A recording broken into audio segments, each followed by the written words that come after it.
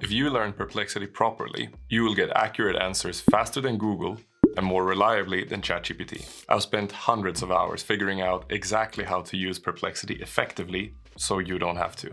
And this video is the condensed version of everything I've learned. And because I respect your time, I'll highlight all the topics that we'll cover in the video, so you can skip ahead if something isn't of interest to you. But if you're new to Perplexity or have limited exposure to it, I really recommend watching the full video. Once you understand how this tool works, it becomes something you use every single day, the same way I do. Also, everything I show here works in Perplexity's agentic AI browser, Comet, for those that are interested in that. If we haven't met before, I'm Ali Salem, and I currently work as a director in a tech company. And on this channel, I'll help you turn tech and finance into your personal advantage.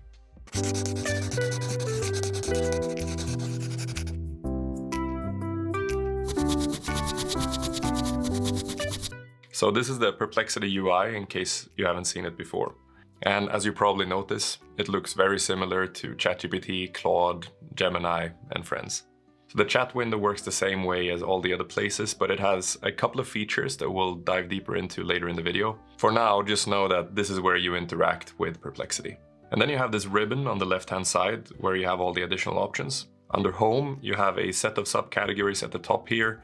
When you click them, you will see a dashboard containing information relating to the topic that you clicked. So if you click sports, you have the chat here at the top that you can interact with, and you have a bunch of sports that you can delve deeper into. So if you are into Formula 1, for example, you can see the current standings and all the activities that are going to happen over the coming couple of months. I must say that as someone who's really into hockey, I'm a bit surprised to see that they don't have NHL in here. But hey, maybe hockey is just considered a niche sport with a few 100 million fans. Anyways, I digress. All the previous chats are accessible under the Home tab as well. And then you have something called Discover, which provides a curated feed of trending topics and news summaries. So if you were to click Tech and Science, you'll see that it basically compiles a news feed for you on the category that you selected. And what's also really cool is that you have this For You tab, which essentially uses your search history and interests to curate the personal news feed for you. The next section is Spaces. And this works pretty much the same as projects if you have used that in ChatGPT. So that would be the equivalent. And we'll go through this later in the video as well. And then the last feature that you have on the top here is Finance. And I think this is a pretty cool and new, by the way, feature. It came out in August, if I'm not mistaken. And it gives you access to real-time and historical stock prices, company earnings, market summaries, and news analysis. As most places in Perplexity, you can always interact with the data, whichever view you're in. So you have 4 tabs here. You have kind of an overview of the US market. You have a summary on the crypto market, which looks like this. And then you have the earnings call tab, which shows you all the upcoming earning calls. And then you have the screener here, which helps you find certain stocks or investment opportunities if you're into it. But whichever tab you're in, you always have the chat at the bottom here, and you can interact with the data in front of you. Now, the last thing that is important to cover on the navigation side is the account settings. So you can access that through this button here at the bottom. I'm not going to bog you down with all of the details in here, but I will show you the most important things. So account settings is for general account information, such as changing username or upgrading subscriptions. Preferences, most of this is self-explanatory, but for example, if you are like me and like the dark theme, then you can toggle that on here. And then you can also configure Perplexity to use the model of your choice. So let's say that you want a specific image generation model. You could choose between the list here, or you could just allow it to pick a model that is best suited for your query, which I typically do. The next important topic to cover is under personalization. And here you have the introduce yourself section. It sounds like it's asking you to introduce yourself, but actually what you should add here is how you want it to interact with you. And you can see that I have kind of prompted it to tune itself more towards accuracy, even though it is already by default very strong in that aspect, and use a top-down communication style, meaning that it gives you the kind of key takeaway or so what first and then explains the rationale behind it. And lastly, from a reasoning perspective, I'm telling it to default into first principle reasoning. And this is a pretty important one. If the question is vague or badly stated from my side, I wanted to ask follow-up questions rather than go fetch me information that I didn't ask for. But you can tune this in the way that you would like it to interact with you. And in case you want to use my settings, I will leave it in the descriptions and in the comments for convenience. One more thing that is good to know on the personalization setting is that they have introduced memory.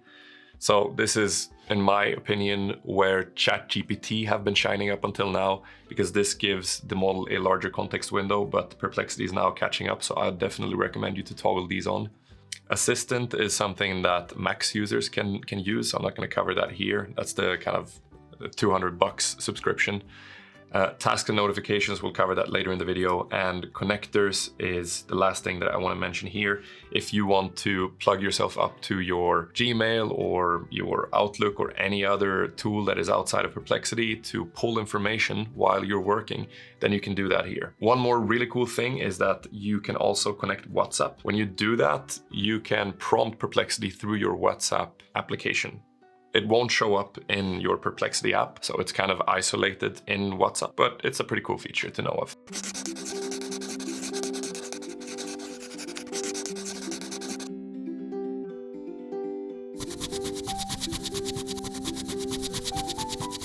So if you have been using any other platform like ChatGPT, then most of this is going to look very familiar to you, but it actually works a little bit differently here. As always, you'll prompt in the chat using your kind of default setting here, which is set to search.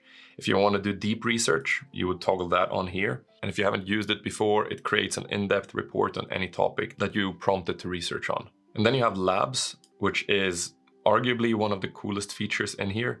But we will cover that in a separate section later in the video. I would highly recommend you to look at that because it basically creates collateral from your chat or the prompt that you give it in a way that I at least have not seen any other platform do as effectively or as smoothly as you can do here. So stay tuned for that. Then you have the next feature, which I think is really cool. You can set your sources. So it will by default, like all the other LLMs out there, go for the web if you ask it to. But you can also toggle it to go for academic papers or social. So this would then go for like Reddit or Facebook or anything else. And then you have finance, which searches for SEC filings. You then have your connectors at the bottom if you wanted to pull information from there. But the key thing to be aware of here is that you can decide how the search queries are firing away. And you can have one or multiple of them being activated at the same time. Okay, so if we toggle this back into a normal search query, then you will also have this button showing up, which allows you to select your model. Sonar is Perplexity's own model, but as you can see, you also have access to ChatGPT, Gemini, Grok, Claude, and friends. What I think is important to know here, though, is that if you, for example, were to toggle on GPT-5, you will not have the same experience as when you are operating in ChatGPT. And the reason for that is how each platform wraps, configures, and contextualizes the model under the hood, which is oftentimes referred to as fine-tuning. And lastly, you can attach files here, either local files or connect your Dropbox or Google Drive. And then you have the dictation capability and voice mode in case you want to talk with Perplexity. So let's just go for an example here. What are the differences between GPUs and TPUs? And again, we could toggle the sources here and say that we only want, web or academic papers, but let's just fire it away. And what you can see here is the structure of the answer. It's going to look something like this every time you prompt Perplexity. So it tells you the key differences. GPUs were originally designed for graphic rendering. TPUs are purpose-built by Google as an application-specific integrated circuit optimized for tensor operation, common in neural networks. So TPUs, for those of you that have heard about it before, are basically processing units for AI application. And if you scroll to the bottom, what you will oftentimes see is that you can continue with follow-up questions. So it's kind of prompting you to dig deeper into the topic that you're currently discussing. And if we scroll back up again, you'll see that you kind of have 3 tabs that you can use. So we're currently in the answer tab, but you can also shift over to images. You can see associated images to the query, and you can generate new images in the button here. So let's say that we want a diagram. Then it will process the request a little bit and it will create an AI generated diagram for us. Here we go. So it used OpenAI and built us this picture, which is pretty cool. And lastly, you have the sources that it used in order to give us the answer. So in case you're firing off a request where you're asking for specific academic sources, then you will find all of them denoted under the source section which are going to be easy for you to pick up in case you need to reference in your report. Now, the last thing I just wanted to show you is that in case you have a query like this, let's say that you really want to know when new updates come on tensor processing units, you can schedule a task for it to pick up those updates. So up in the 3 dots here, you have the ability to create a task. It will by default populate it with your previous prompt, but you can adjust this. Let's say summarize any relevant updates on TPU development for me. You can decide when it's going to fire away. So if you want it daily or at a different cadence, the time that it will send this off to you. And you can decide if you want it to expire. Let's say that you only want these updates for the coming 2 months, then you can select that date accordingly. And you can decide how to get it. So if you want this to be an email, then toggle off the other options and click save. The last thing that you can do here is that you can pick a model for it. So if you have a preference on that, or if you have preferences on your sources, you can toggle that on for the scheduled task as well.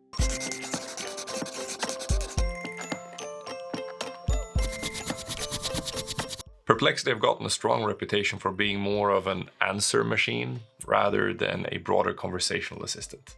And that makes it excellent for things like research. And deep research is indeed one of the strongest capabilities in Perplexity.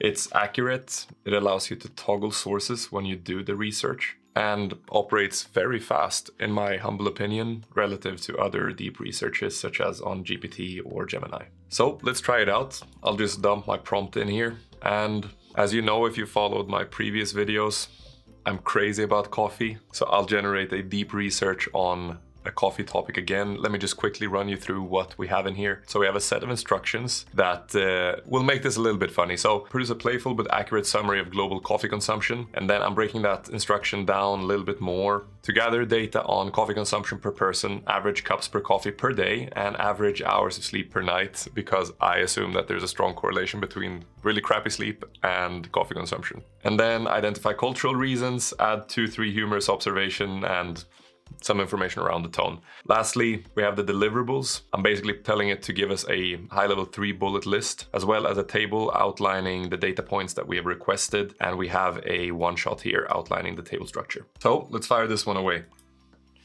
And again, as you can see here, it's estimated to take 3 minutes, which I think is significantly shorter than what it usually takes if you try this on other platforms. And it's much more tuned against getting the right answers, making it much more accurate and reduce hallucinations significantly. So for me, this has been one of my go-tos when I run research. I just think it outperforms the other platforms. And one more thing that I want to call out while it's running is that you can toggle on the notification here. So if you click notify me, it will give us a notification in the browser, which I think is really neat, because now we can actually go do some other work and get notified when it's time to move back because the deep research is complete. And anytime you execute a task that takes a little bit longer, such as labs, which we'll see in a second, you can do the same thing. All right, here goes. So you see the research tab at the top together with assets and sources. This is the way that Perplexity structures up its responses all the time. You have access to the sources and the associated assets, such as code that it generated to build it out. So let's see what it says here. Finland dominates with 12 kilos per person per year. Not bad, not bad. Nordic countries monopolizes the top spots. I mean, honestly guys, this explains everything around my excessive coffee consumption. The Nordic countries are in cahoots. I've been institutionalized into this. Luxembourg is shockingly sitting on 25.3 kilos. Wow. Luxembourg, respect. Let's see if you guys sleep well at night. So we can see the table here outlining the consumption per person per year, cups per day, and sleep hours at night, and basically all the additional data points that we requested in the initial prompt. I do want to say that there at least seems to be some validity behind my initial hypothesis here of higher coffee consumption. Luxembourg does indeed correlate with lower hours of sleep per night, but I don't know guys, this looks fairly negligible, right? Anyways, we can see the format. So it pretty much gave us the key takeaways from the top here, and then it gave us the table that we requested. And lastly, it's explaining the reasons behind it, such as cultural reasons or other. Quick pause. I have a favor to ask. If you're enjoying the video so far, you should consider becoming a part of the small, but very exclusive group of around 5% of viewers that have subscribed. And if you've already subscribed, I just want to say thank you. We just passed 10,000 subscribers on the channel, which is a huge milestone, and that is all thanks to you. I truly appreciate your support more than you know.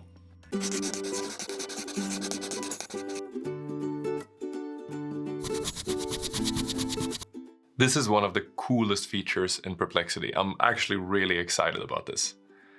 We can use it to build out all sorts of collateral, such as presentation material in various forms. And we're going to use our previous research on coffee to build out a dashboard.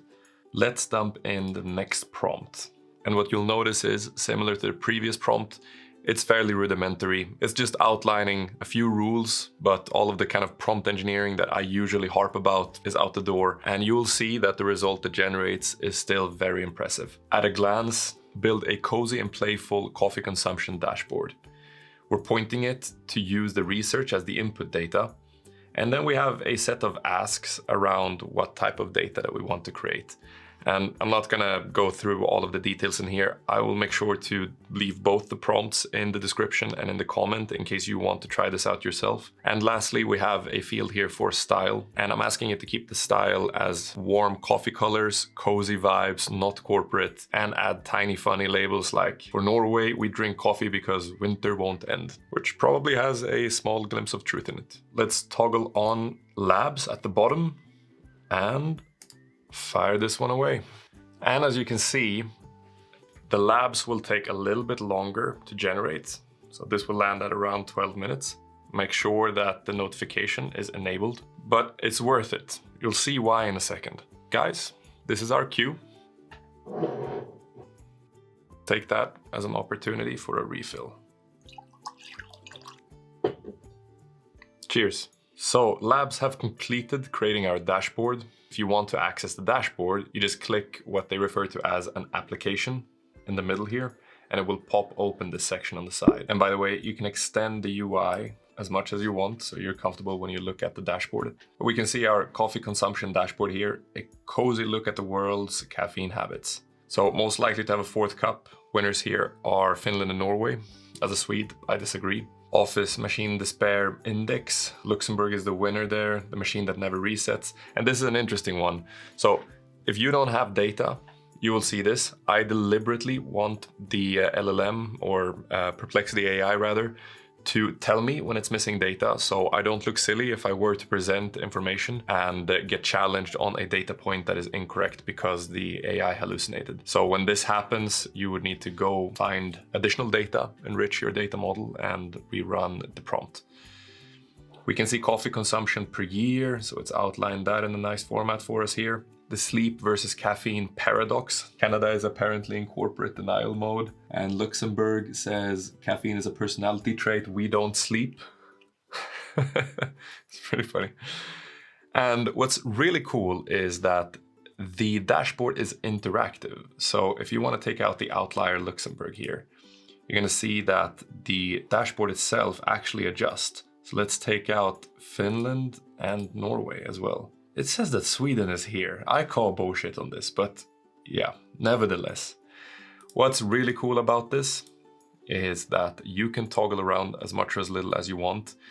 As you also noticed, I told it what type of tone I wanted on the dashboard, so you can use this for presentation purposes as well, in case you have, let's say, a specific type of format, coloring, etc. that you need. Let's continue. Coffee personality types. Yeah, okay, that's cool. And lastly, we had these little funny cards that we asked it to generate. So Norway, we drink coffee because winter won't end. Finland, coffee breaks are literally the law. I think this is actually true, by the way. I don't know how it's manifested, but I did indeed hear that this is somehow boxed in. Luxembourg, tiny country, massive caffeine problem. Yeah, I think we have supportive data for that.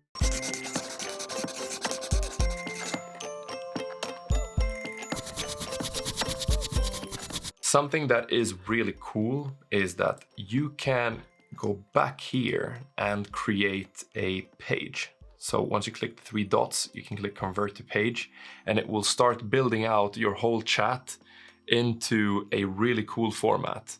So now it's complete. You can see the whole page outlined in front of us.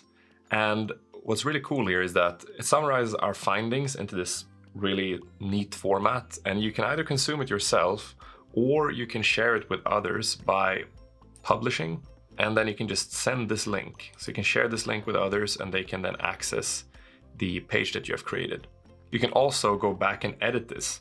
So let's say that under this section here where we talk about global coffee consumption, you want to add media. It will go off, find some cool picture or media that it thinks would be suitable for this paragraph, and plug it in. And if you don't think that this is a good one, you can go in and change it. So if you click change, you can see other options. And you have the ability to either generate an image or upload an image of your own. So let's say that we want to generate an image. Let's say that we want a painting. And here we go. It generated a cute little painting for us that it plugged in. And if you want to generate more, you can of course do that. You can decide which format you want, go in and adjust the pictures as you need, and you have one of these for every section. And at the bottom, you can continue to build out this page. So if you want to add another of these sections, you can see on the right-hand side here, it's conveniently placed as chapters of a report. And if you want to add a new one, you can either prompt it to add the section that you want, or you can use one of these suggested ones. So let's assume that we went for coffee versus tea global market share. It will now start to build it out. You can see that a new section has started building here. And again, you can go back and forth with this until you're happy with it. And once you are done, you can republish it again, share it with your friends, and keep iterating. And as you can imagine, this would be an amazing tool for things like blog posting, because it basically builds everything up for you from scratch.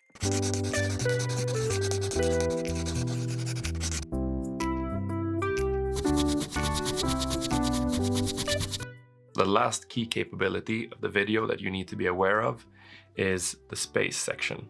And you can either go in and create a new space, or what's even cooler is if you are already working on something. Let's say that you are looking for travel plans and you have the section here with trending destinations, and now you are going to Barcelona. So you have gone in here just to see like, okay, what is Barcelona about? When to visit, the 5-day itinerary, etc. And you go like, okay, this looks cool. And you decide that you're going to Barcelona, but you're only going for 3 days. So I'm only going for 3 days. Build me an itinerary. Okay, so we're interacting with the traveling section, and we gave it a 3-day itinerary request. So we can see there that it's built it out, and it looks really cool. Because we are going to do this together with our friends, let's start a space where all of us can interact together. So I'm going to use this as the baseline for our travels. I'll go up here to the 3 points and add to space. We can call this Barcelona trip. 3 days fun with friends. You have probably seen a similar setup when you have worked in projects in ChatGPT. So what you basically do here is you can attach files that will be referenced anytime you prompt. You can do the same with links, and you can add instructions. So actually, let's just go in and add some simple instructions here. Let's say that you have a budget for restaurants and activities, 1K euro. Yeah. And then we also want it to restaurants need to comply with the following limitations. And then let's say that we have one friend that is vegetarian, so we need both options. So meat and vegetarian options available, and gluten-free options available, because we have one friend that cannot tolerate gluten. And we want him or her to have a nice trip as well. Cool. So let's save this. And anytime we prompt, it will actually go through that instruction now. So let's say we're all foodies. Give us a 3-day that includes restaurant visits. Okay, so it gave us a 3-day plan, including the restaurants. What I don't see are the activities, so we can just ask it to include those as well. So let's say add the activities on top of the restaurant suggestion, building out a full itinerary plan. Okay, so this looks better. It gave us a couple of options, and you can see here that it complies with the ask that we gave it. So gluten-free fruit patterns are indeed an option here for the breakfast. And after dinner, stroll Las Ramblas or explore the Gothic Quarter. And you can see that it keeps doing this for every day of our itinerary plan. Now, of course, this is a bit too light. So what would probably need to happen here is that you keep iterating until you're happy with it. Some cool features that you have here is that it has this Places tab that you can go to, and you can see where the restaurants or activities that are outlined in the plan are actually located. And you also have the images on top of all of that. Now, this is what's really cool about it. So all of the threads, the chats that we build up here are called threads, are going to be stored under the space that we have created. And we can share this space with our friends, clicking the button here, and it will then fire it across using the link to anyone that we invite. And that allows you to work together with your friends or colleagues on whatever project that you're currently working on in the same space. And once everyone's happy, then you have your plan that you can share. And now you also know that you can finalize your planning, convert it into a page, add in all the pictures of the places that you're going to visit in the trip, perhaps even print it out before you go traveling and distribute it to your friends so that everyone gets super excited about it. And all this with much less effort than you would normally have needed in order to build out a plan like this. So if you do indeed decide to plan out a trip like I just did with your friends, then I hope you guys have an amazing trip. And now you know how to use Perplexity AI. Let me know in the comments if you liked it, and let me know if you didn't like it, because this channel is for you. So your feedback really matters. And as mentioned earlier, everything we covered in this video can be used in Perplexity's agentic AI browser, Comet. And in case you're interested in learning how Comet works, I'll leave a link to the video over here, which will take you to the core concepts of how to get the most out of it. Thank you for trusting me with your time. And don't forget, there's never a bad time for a cup of coffee. Cheers, guys.